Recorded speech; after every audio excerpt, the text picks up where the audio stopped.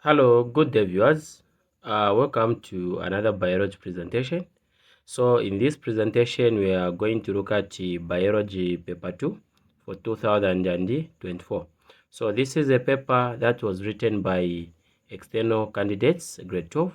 So we are going to answer question 1 up to question 2. So let's see how we can answer these questions.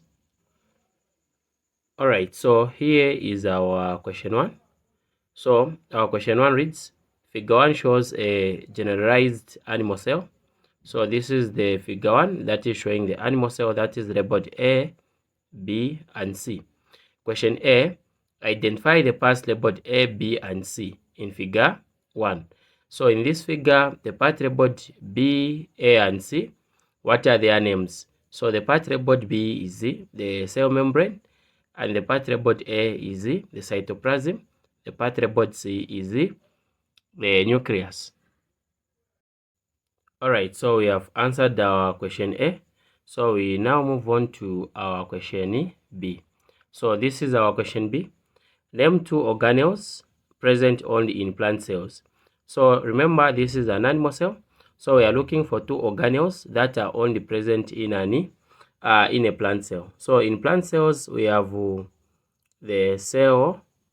So the cell are only present in the plant cell. Apart from that, even the chloroplast, they are also just present in the plant cell.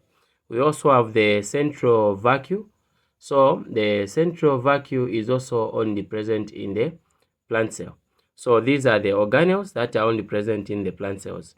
So we now move on to our question C. So our question C reads, explain the function of the part labeled B. So what is the function of the part labeled B? So when we come to our diagram, we know that the part labeled B, this is our cell membrane. So what is the function of the cell membrane? So the cell membrane has got a lot of functions. Okay, so we just need to write one. So we can say a cell membrane acts as a selective barrier. Okay, thereby controlling the movement of substances into and out of the cell. Or you can say the cell membrane, it contains proteins that enable communication with other cells and the external environment. So there are many other functions of the cell membrane. So here we just say part B. Okay, so we just say part B act as a selective barrier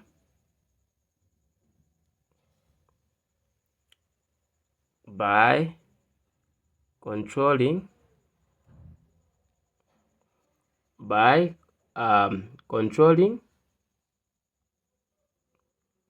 the movement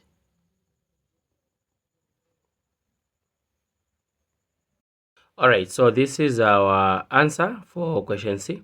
We have said part B, which is the cell membrane.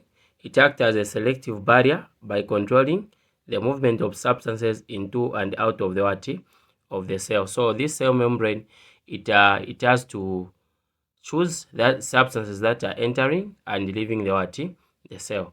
So we have answered our question 1C. We now come to our question D. So this is our question D right here. Describe the effect on the cell in figure 1 if it was placed in a hypertonic solution. So we are looking at an animal cell. So what would be the effect on the animal cell if it was placed in hypertonic solution? So hypertonic solution, we are looking at the solution that has got low water potential. So if we place figure 1, which is an animal cell, in hypertonic solution, the cell is going to do what? It's going to lose water by osmosis.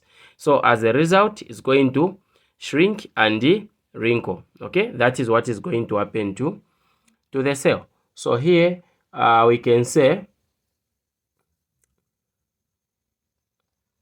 figure 1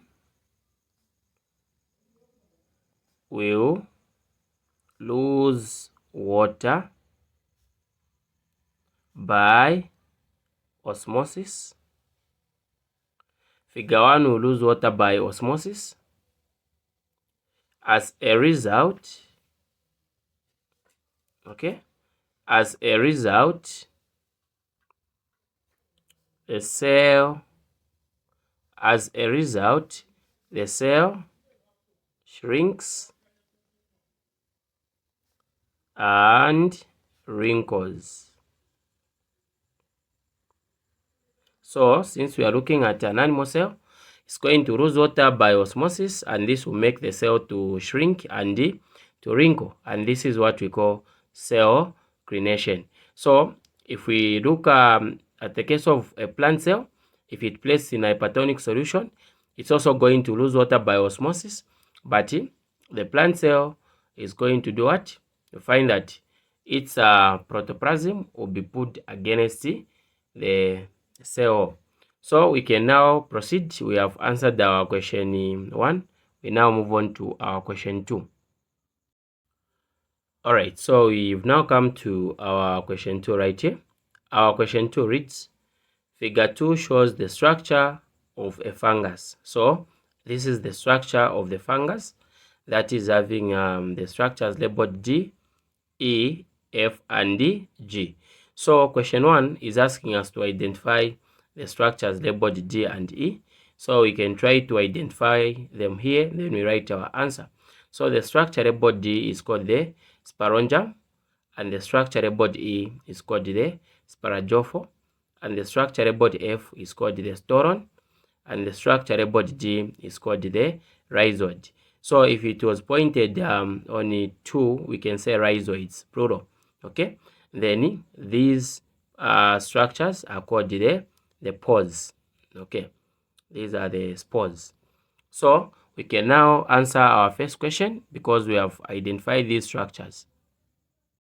Alright, so here is our question A. Identify the parts labeled D and G. So you can recall that we did identify these parts. So part D, we said this is called the sporangum. Okay, so this is the sporangum. And part G, we are saying this is the rhizoid.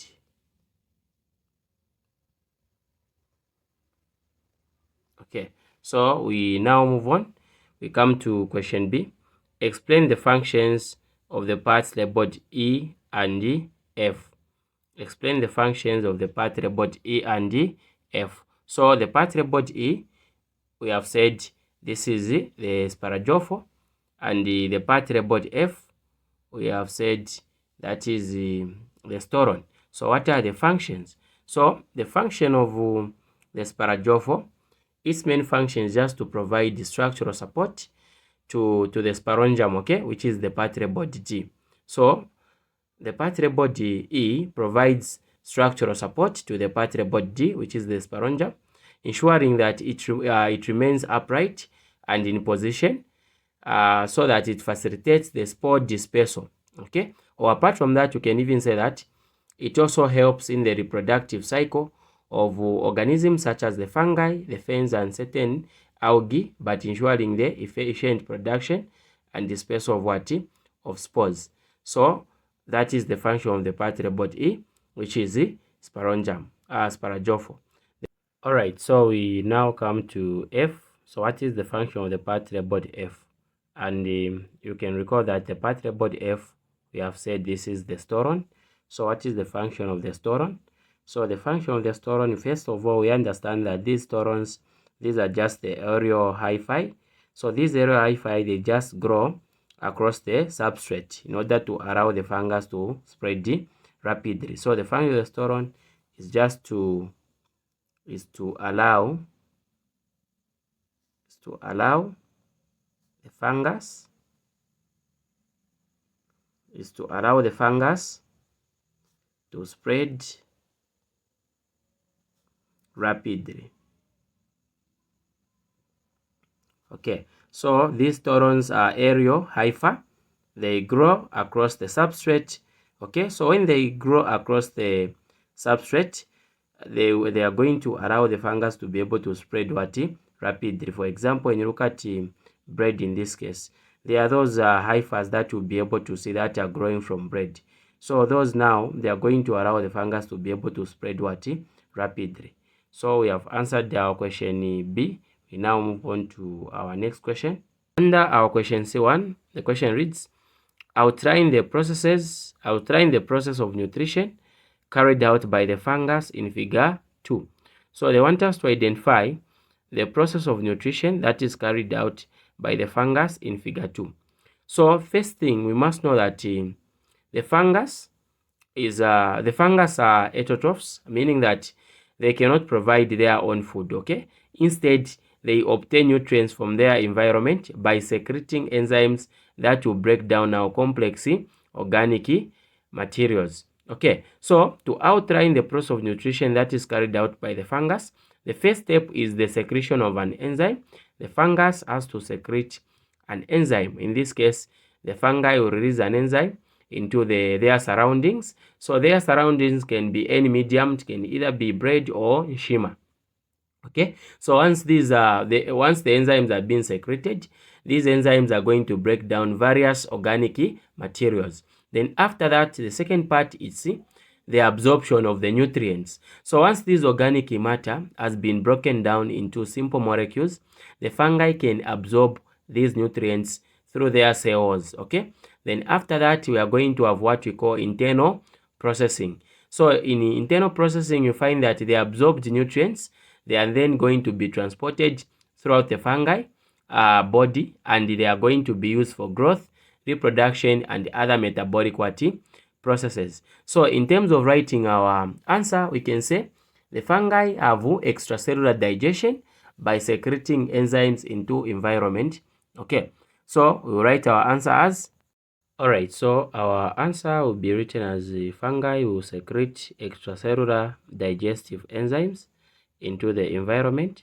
So here we can have any medium. It can either be bread or it can either be shimmer. So once these extracellular digestive enzymes are being secreted into the environment, they are going to absorb the nutrients, because these extracellular digestive enzymes, they are going to break down the organic materials. Okay, then they are going to absorb the nutrients that are going to be produced after breaking them down.